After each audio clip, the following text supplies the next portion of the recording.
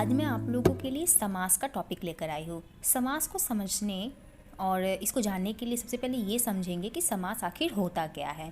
तो आइए समझते हैं। उसकी पहले परिभाषा पढ़ते हैं। दो या दो से अधिक सार्थक शब्दों के मेल से बने नए शब्द को समास कहते हैं। दोस्तों, जहाँ तक यहाँ लिखिए आप लोगों को ये समझ में आ रहा होगा कि यहाँ पे शब्दों लिखा हुआ है। आप लोगों ने संधि अगर पढ़ी होंगी तो आप लोगों को पता होगा कि दो या दो से अधिक सार्थक जो वर्ण होते हैं उसको संधि कहते हैं। जो भी वर्ण को मिलाते हैं, सार्थक वर्णों को मिलाते हैं, वो संधि कहलाता है। और अगर सार्थक वो शब्द हो, अगर कोई दो या दो से अधिक कोई सार्थक शब्द हो तो वहाँ पर हमारा समास बन जाता है। समास यानी संक्षेपीकरण, यानी बहुत ही संक्षेप में किसी बात को कहना या लिखना। उदाहरण के तौर पर हम लोग समझते हैं, जैसे कि यहाँ पर दोस्तों लिखा हुआ है राजपुत्र, यानी राजा का पुत्र। आप लोगों ने यहाँ पर नोटिस किया है कि देखिए यहाँ पर राज और पुत्र दो अलग अलग शब्द है और दोनों का अर्थ यहाँ पर दिया हुआ है राजा का पुत्र यानी राजपुत्र। उसी तरीके से नेक्स्ट पॉइंट हम लेते हैं प्रतिदिन। प्रतिदिन का मतलब होता है प्रत्येक दिन। तो ये जो लॉन्ग में लिखा हुआ है प्रत्येक दिन, इसको ही शॉर्ट में या संक्षेप कह सकते हो, प्रतिदिन कर दिया गया है, यानी शॉर्ट में संक्षेप में लिख दिया गया है। नेक्स्ट एग्जाम्पल देखते हैं। 9 रत्नों का समूह। कितना बड़ा लग रहा है, 9 रत्नों का समूह। तो 9 रत्नों का समूह को शॉर्ट में या संक्षेप में क्या कर दिया गया है, नवरत्न। तो आई होप आप लोगों को समास किसे कहते हैं ये समझ में आ गया होगा। दोस्तों, हम अब आगे बढ़ते हैं और हमारा नेक्स्ट पॉइंट है समास के भेद, यानी उसके नेक्स्ट पॉइंट में समास के भेद पढ़ेंगे। दोस्तों, समास के टोटल 6 प्रकार होते हैं, यानी इसके 6 टाइप्स होते हैं। अब कौन कौन से होते हैं वो हम समझते हैं। सबसे पहला है इसका अव्ययी भाव समास, दूसरा है तत्पुरुष समास, तीसरा है कर्मधारय समास, चौथा है द्वंद्व समास, पांचवा है द्विगु समास एंड छठा है बहुब्रीहि समास। तो ये टोटल 6 तरीके के समास के भेद होते हैं, इसके टाइप्स होते हैं। अब हम पढ़ेंगे इसके आगे एक एक करके सारे पॉइंट्स को। दोस्तों, अव्ययी भाव समास। अव्ययी भाव समास क्या है समझते हैं। जिन शब्दों के प्रारंभ में, प्रारंभ दोस्तों इसके स्टार्टिंग में समझिए आप उसको, जिस भी वो शब्द है, जो भी शब्द है उसके स्टार्टिंग में, उसके प्रारंभ में अगर उपसर्ग लगा हो, उपसर्ग लगा हो यानी आगे से कोई मूल शब्द में कोई अगर नया शब्द, नया वर्ण जोड़कर अगर उसको कोई सार्थक मीनिंगफुल अगर शब्द बन जाता है तो वो उपसर्ग कहलाता है। और अगर उपसर्ग लगा हो किसी भी मूल शब्द के आगे तो वो अव्ययी भाव समास कहलाता है।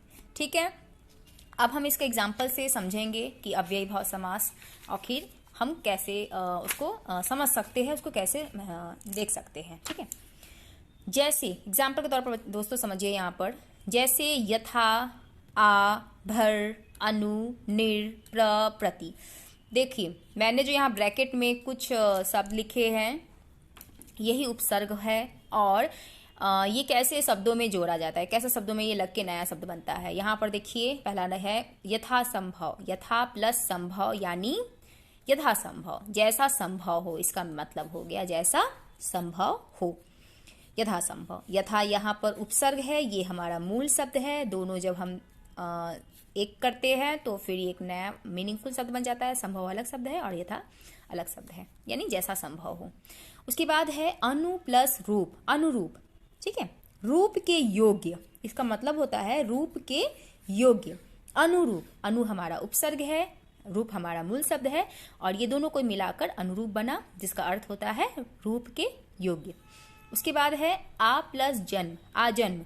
आ जन्म आप लोग देख रहे हो यहाँ पर, जन्म से लेकर, ठीक है, आजन्म, जन्म से लेकर। आ हमारा उपसर्ग है, जन्म हमारा मूल शब्द है। उसी तरीके से है प्रत्येक दिन, प्रतिदिन, मैंने आगे भी आप लोगों को ये समझाया था। नेक्स्ट पॉइंट पर आते हैं तत्पुरुष समास। तत्पुरुष समास बहुत ही सिंपल मैं समझाती हूँ, बहुत इजी ट्रिक के साथ समझाती हूँ दोस्तों, ताकि आप लोगों को बस देखते ही समझ में आ जाए। समास को विग्रह करने पर कारक चिन्ह का लोप हो जाना, ठीक है, लोप हो जाना, कारक चिन्ह का लोप हो जाना ही तत्पुरुष समास कहलाता है। आप लोग ये चीज देख सकते हो कि यज्ञशाला यानी यज्ञ के लिए शाला, तो के लिए हमारा कारक चिन्ह है। दोस्तों, मैं कारक का एक अलग से वीडियो लेकर आऊंगी, तो आप लोग वो देखना नहीं भूलिएगा। तो मैं आप लोगों को पहले समझा देती हूँ कि कारक से, के लिए, का, में, का, ये सारे ही कारक चिन्ह हैं। ठीक है। अब मन चाहा यानी मन से चाहा, तो यहाँ पर कारक चिन्ह का लोप है, मन चाहा। यहाँ पर देखिए मन से चाहा। यज्ञशाला, यज्ञ के लिए शाला। राजपुत्र, राजा का पुत्र, का लोप था यहाँ पे। धर्मवीर, धर्म में वीर, में का लोप था। गंगा जल, गंगा का जल यानी का यहाँ पर लोप था। तो ये हमारा बन गया तत्पुरुष समास। तत्पुरुष समास समझना बहुत इजी है, बस इसको कारक चिन्ह के आपको पहचान होना चाहिए, तब आप लोग इजीली इसको समझ सकते हो। दोस्तों हमारा नेक्स्ट पॉइंट, अब हम समझेंगे कर्मधारय समास। कर्मधारय जो शब्द है आप लोग ये देखकर ही समझ में आ जाएगा आपको कि जिसने कर्म को धारण किया हुआ है, यानी उसकी अपनी खासियत को धारण की हुई है, उसकी खासियत झलकती हो उस किसी भी शब्द में, वो कर्मधारय समास कहलाता है। देखिए यहाँ पर लिखा हुआ है कि जिस समास में प्रथम पद दूसरे पद की विशेषता बताता है, यानी उसकी खासियत बताता है, उसकी विशेषता बताता है, ऐसे शब्दों को हम कर्मधारय समास कहते हैं। यानी जो पहला पद है वो दूसरे पद की खासियत बताता है, उसकी विशेषता बताता है, उसकी स्पेशलिटी बताता है। उदाहरण के तौर पर समझते हैं कि चरण कमल। चरण देखिए यहाँ पर एक अलग मीनिंगफुल शब्द है और कमल यहाँ पर एक अलग मीनिंगफुल शब्द है, और जब दोनों को एक कर दिया गया है तो ये भी एक तीसरा मीनिंग निकालता है, ये भी एक अलग मीनिंग निकाल रहा है, यानी चरण कमल। कमल के समान चरण, ठीक है, यानी कमल के समान जिसके चरण है वो चरण कमल है। दूसरा है महापुरुष, यानी महान है जो पुरुष। यहाँ पर पुरुष की महानता की बखान की जा रही है, उसकी खासियत बताई गई है कि वो पुरुष महान है, यानी महापुरुष। चंद्रमुख, चंद्र के समान मुख। मुख यहाँ पर मूल शब्द है, चंद्र के समान उसकी खासियत है, उसकी विशेषता बताई गई है। मुख ने यहाँ पर चंद्र को धारण किया हुआ है, यानी चंद्र के समान जो उसकी खासियत है उसको धारण किया हुआ है, उसकी क्वालिटी को धारण किया हुआ है, वो कर्मधारय समास हो गया। तो आई होप आप लोगों को यहाँ तक समझ में आया होगा। दोस्तों आगे हम बढ़ते हैं द्वंद्व समास। द्वंद्व समास बहुत ज़्यादा इजी है, ये आप लोग बहुत ही आसानी से समझ सकते हो। देखिए कि जिस समास में दोनों पद, जो दो पद होते हैं ना, समास को जोड़ने का जो काम होता है, दोनों पद जिसमें प्रधान हो, यानी दोनों की उतनी ही इम्पोर्टेंस हो, उतनी ही महत्वता हो।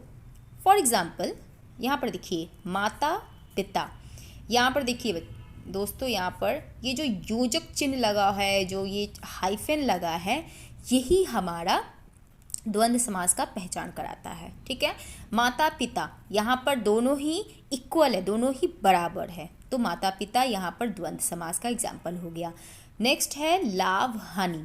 लाभ और हानि ये भी दोनों एक दूसरे के पूरक हैं, यानी इसको हम लोग विलोम भी कह सकते हैं। आप लोग देख लो, अगर कभी भी ऐसा क्वेश्चन एग्जाम में आता है कि आपसे पूछ देगा कि द्वंद्व समास किसे कहते हैं, या फिर आपसे जैसे कि माता पिता दे दिया और आपको बोलेगा कि कौन सा समास है, तो आप लोग इजीली समझ जाओगे कि उसमें विलोम शब्द है, यानी माता पिता, लाभ हानि, ये सब विलोम है। ठीक है, तो तुरंत समझ जाना कि ये द्वंद्व समास है, यानी दोनों एक दूसरे के बराबर में है। भला बुरा यहाँ भी वही है, रात दिन। ठीक है, मतलब दोनों में बराबर वाली बातें आई, वो सब द्वंद्व समास का एग्जाम्पल होता है। ठीक है, आगे बढ़ते दोस्तों।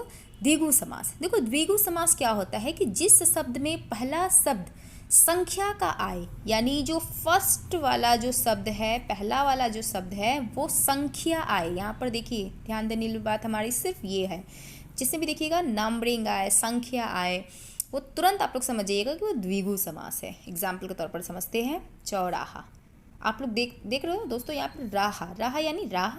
ठीक है, और चौ से आप लोगों को समझ में आ रहा है कि ये एक नंबरिंग है या फिर एक संख्या है, तो आप लोग समझ में आ रहा है। यहाँ पर देखिए चार राहों वाला है ना, तो चार राहों वाला, यहाँ पर चार नंबर है, संख्या है, तो ये द्विगु समास का एग्जाम्पल है। नेक्स्ट है त्रिकोण। त्रि से आपको समझ में आ रहा है कि तीन से रिलेटेड है, कोण, तीन कोण वाला। आई होप आप लोगों को समझ में आ रहा होगा दोस्तों। द्विगु समास का एग्जाम्पल जिसमें भी नंबरिंग है, जिसमें भी संख्या है, 4 3, ये सब द्विगु समास का एग्जाम्पल है। अच्छा दोस्तों, इसमें मैं आप लोगों को एक चीज़ आगे बताऊंगी कि द्विगु समास और बहुव्रीहि समास, ये जो बहुव्रीहि समास लास्ट हमारा है, इसको कैसे समझोगे, क्योंकि इसमें बहुत सारी सिमिलैरिटीज़ होती है जो मैं अभी आप लोगों को बताने वाली हूँ। देखिए, पहले हम लोग समझते हैं कि द्विगु समास आखिर होता क्या है।